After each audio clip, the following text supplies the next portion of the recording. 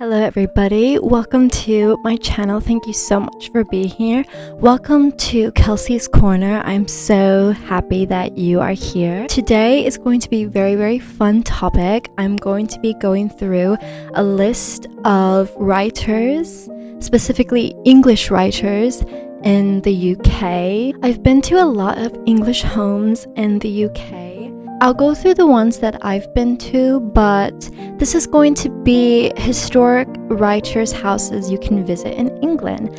And first off, before starting off this video, I just wanted to share with you some books that I got yesterday. I went to Waterstones in Piccadilly and I got 2 new books. So the second one I've been eyeing for like about a year. I've been wanting to get it, but the only thing that stopped me from getting it is the price. To me, paying £15 for a book is a bit much. But is this book, Vladimir Nabokov, Think, Write, Speak, which I think will be a very interesting book because Nabokov has been one of the most popular and influential writers.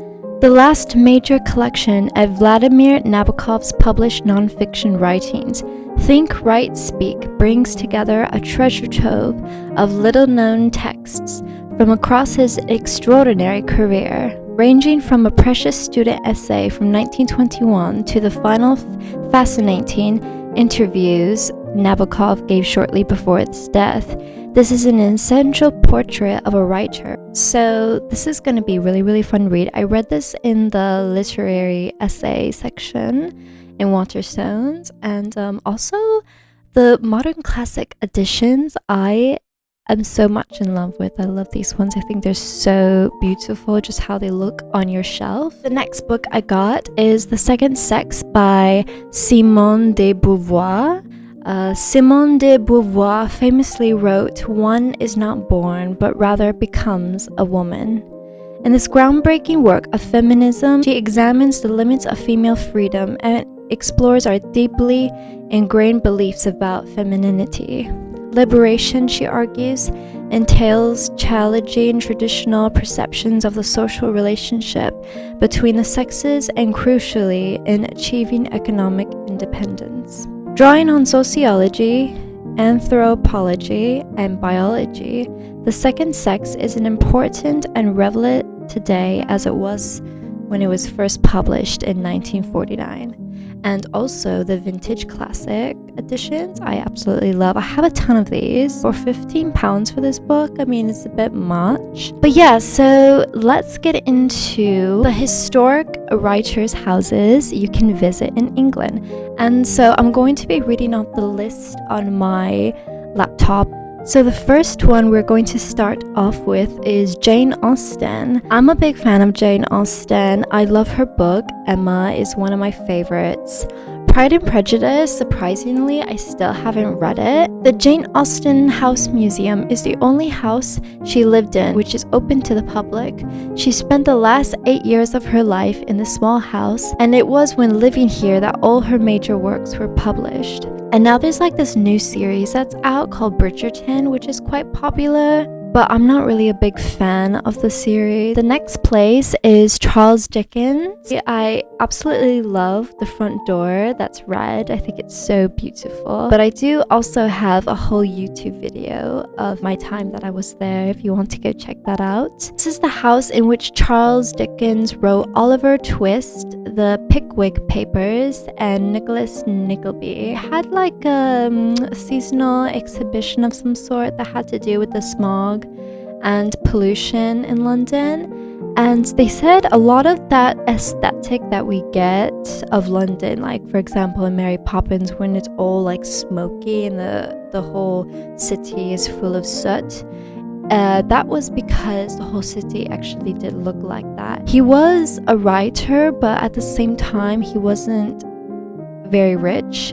He did work in a factory which did contribute to an illness. Next house that we have on the list that I'm very, very excited, and I've actually never been in this house, but I've walked around it and taken photos. William Shakespeare, Stratford upon Avon. This is Shakespeare's birthplace, where his story began in 1564. It contains rare artifacts from their collection. I've actually seen a Shakespeare play at the Globe in London, which was pretty good. The one downside I didn't like about it, we tried to do this modern thing with William Shakespeare plays, I guess to make it more appealing to modern audience.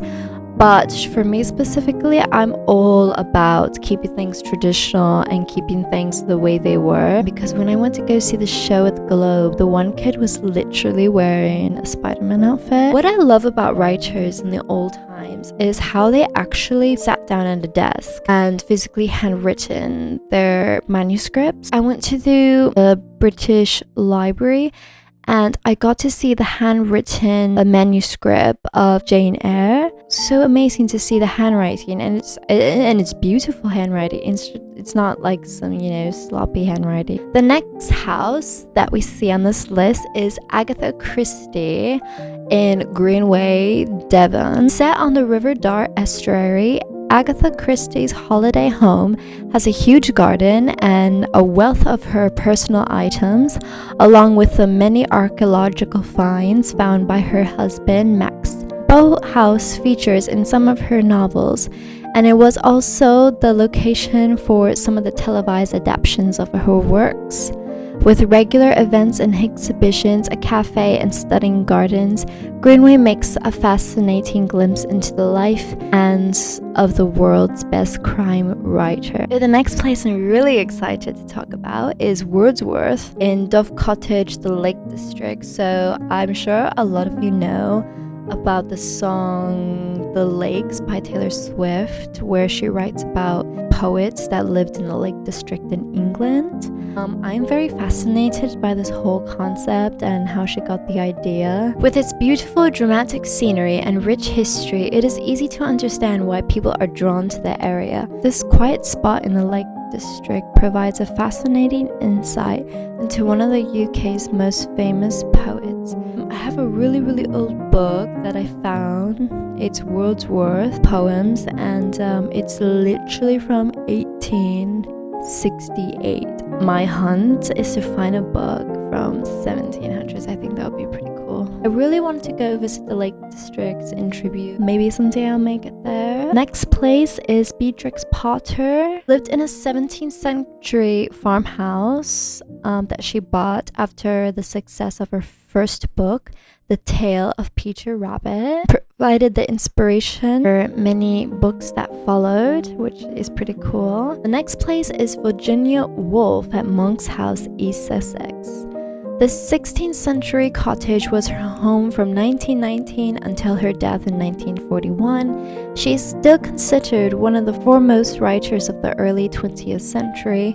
The house contains many of her possessions and books, as well as her writing lodge and the garden. I think this place would be very, very fun to visit. One of my favorite works of hers, well, I have multiple actually, but one of them is her essay collection on feminism, Room of One's Own, and I also love Orlando. So one really fun place that I visited last year is Strawberry Hill House, and he wrote the novel The Castle of Ontario. Horace Walpole lived in this Gothic building, and it's so stunning. I highly recommend anybody who is taking a trip through England just to go visit this place. He spent 3 years on a grand tour from 1739, and the house is filled with the treasures he collected.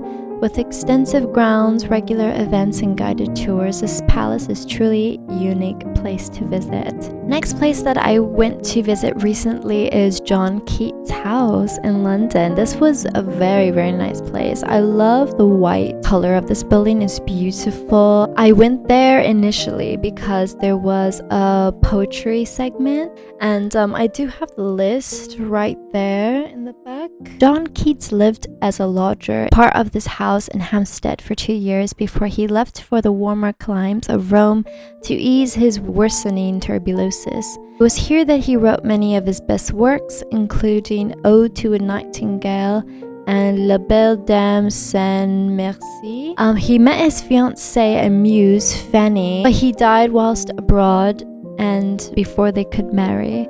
The house is now run as a museum and literary center. The next place we have on this list is Lord Byron, Newstead Abbey. A former 12th century abbey, Newstead was the home of Lord Byron for 6 years.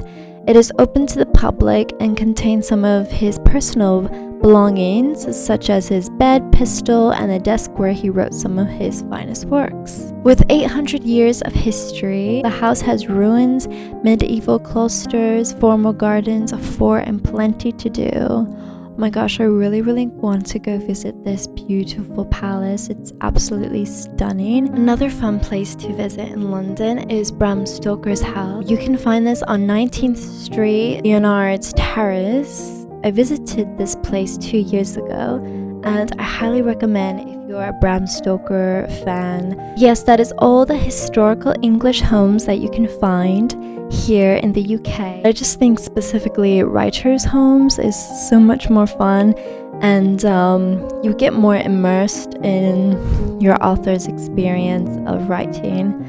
And yeah, thank you so much for watching this video. I hope you enjoyed it. Please subscribe. Thank you so much for watching, and I hope to see you again in the next video.